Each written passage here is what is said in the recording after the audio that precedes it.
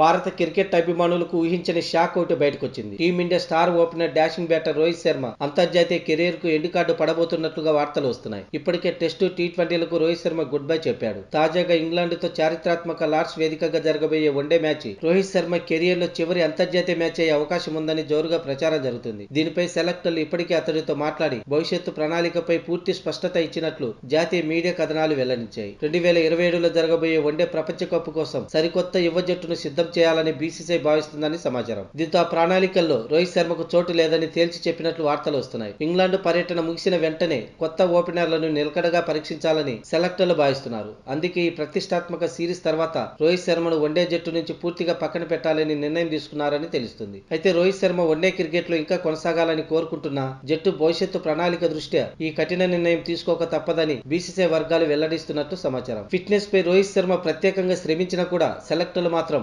2027 one day world cup నాటికి young opener తో బరిలోకి దిగాలని భావిస్తున్నట్లు తెలుస్తుంది. జైస్వాల్ తో కలిసి శుభమన్ గిల్ ఇన్నింగ్స్ ప్రారంభించే అవకాశం ఉందని సమాచారం. ఇకపోతే ఇంగ్లాండ్ తో జరిగిన 3 వన్డేల సిరీస్ లో 2 వన్డేల్లోనూ రోహిత్ శర్మ తీవ్రంగా నిరాశపరిచాడు. దీంతో మొత్తంగా ఫామ్ లేమితో సతమతమవుతున్న రోహిత్ శర్మకు తన రిటైర్మెంట్ కి ఇదే సరైన సమయమని సెలెక్టర్లు రోహిత్ శర్మకు సూచించినట్లుగా ఆ సూచనల ప్రకారమే లార్డ్స్ మైదానం వేదికగా రోహిత్ శర్మ రిటైర్మెంట్ ప్రకటించే అవకాశం ఉందని తెలుస్తుంది. దీనిపై హిట్ మ్యాన్ ఎలాంటి నిర్ణయం తీసుకుంటాడనేది ఇప్పుడు కోట్లాది మంది ఫ్యాన్స్ లో ఆసక్తికరంగా మారింది. ఈ నెల 19న భారత్, ఇంగ్లాండ్ మధ్య లార్డ్స్ వేదికగా 3వ వన్డే జరగనుంది.